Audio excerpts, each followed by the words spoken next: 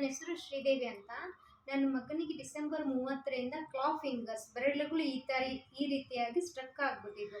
ಒಂದು ತಿಂಗಳಿಂದ ನಾವು ಎಲ್ಲ ಆರ್ಥೋಪೆಡಿಕ್ಸು ಮತ್ತು ನ್ಯೂರೋಲಜಿ ಮತ್ತು ಆಯುರ್ವೇದಿಕ್ಕು ಎಲ್ಲ ತೋರಿಸಿದ ಮೇಲೂ ಕೇವಲ ಒಂದು ಬೆರಳು ಮಾತ್ರ ಓಕೆ ಆಗಿತ್ತು. ಉಳಿದ ಎಲ್ಲ 3 ಬೆರಳುಗಳು ಅದೇ ರೀತಿಯಾಗಿತ್ತು ಮತ್ತು ತುಂಬ ನೋವು ಅನುಭವಿಸ್ತಾ ಇದ್ದ. ಈ ಥರ ಬೆಂಡ್ ಮಾಡೋಕ್ಕೂ ಕೂಡ ಕಷ್ಟ ಆಗ್ತಾಯಿತ್ತು ಅವನಿಗೆ.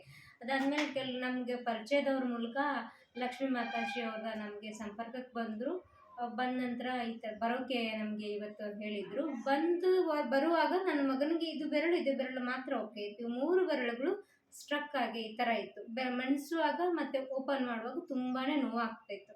ಅದಾದಮೇಲೆ ಇಲ್ಲಿ ಹೀಲಿಂಗ್ ಮಾಡಿದರು ಮತ್ತು ಅವನಿಗೆ ಎನರ್ಜಿಯನ್ನು ಕೊಟ್ಟು ಆ ಥೆರಪಿ ಮೂಲಕ ನನ್ನ ಮಗನಿಗೆ ಇಮ್ಮಿಡಿಯೇಟಾಗಿ ಇವು ಬೆರಳುಗಳೆಲ್ಲನೂ ಥೆರಪಿ ಮಾಡ್ತಾ ಇದ್ದಾಗಲೇ ನಾವು ಗಮನಿಸಿದ್ವಿ ಅವನಿಗೆ ಎಷ್ಟು ರಿಲ್ಯಾಕ್ಸೇಷನ್ ಆಯಿತು. ಅವನ ಮೈಯಲ್ಲಿದ್ದ ಭುಜದ ನೋವು, ಹೊಟ್ಟೆ ನೋವು, ಎದೆ ನೋವು ಆಗಿರ್ಬೋದು, ಕೈಗಳು ಈ ಥರ ಆಗಿದ್ದು, ಕಾಲುಗಳು ಬಾಡಿ ತುಂಬ ಸ್ವಲ್ಪ ಪೇನ್ ಅಂತ ಇದ್ದ, ಅದನ್ನೆಲ್ಲ ನಿವಾರಣೆ ಆಗಿದೆ. ಕೆರಳು ಇಮ್ಮಿಡಿಯೇಟ್ಲಿ ನಾರ್ಮಲ್ ಥರ ಆಗಿದೆ.